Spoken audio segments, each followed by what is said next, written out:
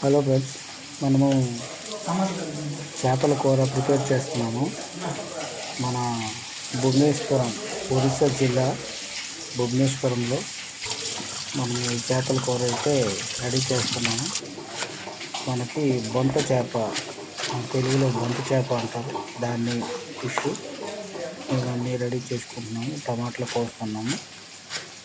ఈ టమాటాలు కట్ అయిపోయాక కొంచెం చింతపండు ఇవి నానబెట్టుకొని నీట్గా చేపల కూర ప్రిపేర్ చేస్తాము. ఇప్పుడు టమాటాలు కట్ అయిపోయినాయి. ఇప్పుడు చేపలు ఫ్రై అవుతున్నాయి. ఫ్రై నీట్గా కొంచెం కూర గట్టిగా అయినట్టయితే మంచి టేస్ట్ బాగా ఉంటుంది.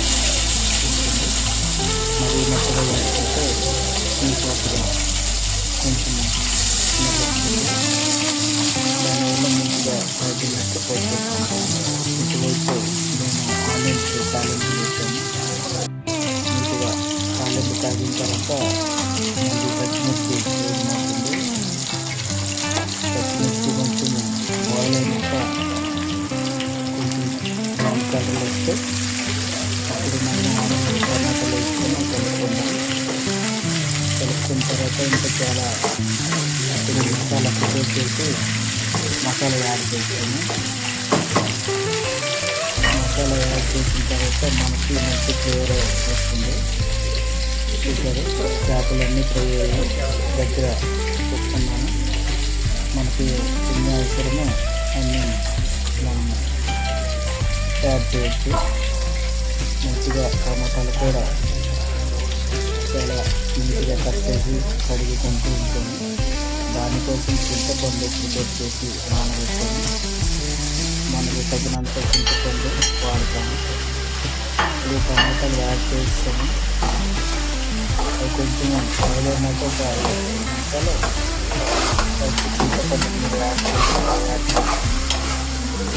అప్పుడు మనకి కావాల్సిన పదార్థాలన్నీ దగ్గర పెట్టుకొని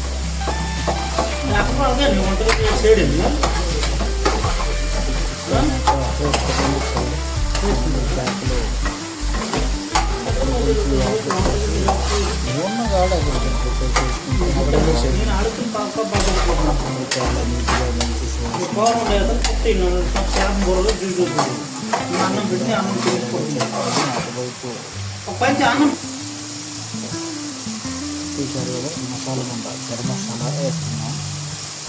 తగినంత సాల్ట్ ముందు యాడ్ చేసుకున్నాము. మిర్చి గుండ వేసాము. తర్వాత పసుపు కొంచెం యాడ్ చేస్తున్నాము. మనకి తగినంతరంగా ఇది నీట్గా బాయిల్ అయినాక చూసారు ఎంత నీట్గా కనిపిస్తుంది. ఇలాగా మనకి మంచి ఫ్లేవర్ వచ్చింది. ఇంకా గుజ్జుగా ఉడికినాక కొంచెం చింతపండు మీరు యాడ్ చేసి ఇప్పుడు కలుపుకుంటూ మనము వంట చేస్తాం. నీట్గా బాయిల్ అయింది. ఈసారి తగ్గ మాత్రంగా చింతపండు మీరు యాడ్ చేసుకొని నేను వంట చేస్తాను. చాలా నీట్గా చిన్న ఫ్లేమ్లో అది పెట్టుకుని వంట చేసుకోవాలి. ఇక్కడ నీట్గా చింతపండు అన్నీ వేసి చేపలు బాయిల్ అయినాయి. నీట్గా కర్రీ రెడీ అయింది. కర్రీ మంచిగా చూసారు కదా, తీసి ఇంకా కొంచెం పట్టుకోవాలి.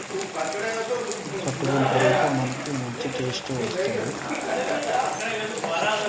ఇలాగే మీరు కూడా వంట చేసి చూడండి, చాలా సువాసన బాగుంటుంది. మెంతి పౌడర్ అన్నీ వేసుకుంటే మనకి చేప కర్రీ చూసినాక మీకు నచ్చినట్లయితే మా ఛానల్ని సబ్స్క్రైబ్ చేసి లైక్ చేసి బెల్ ఐకాన్ని క్లిక్ చేయండి.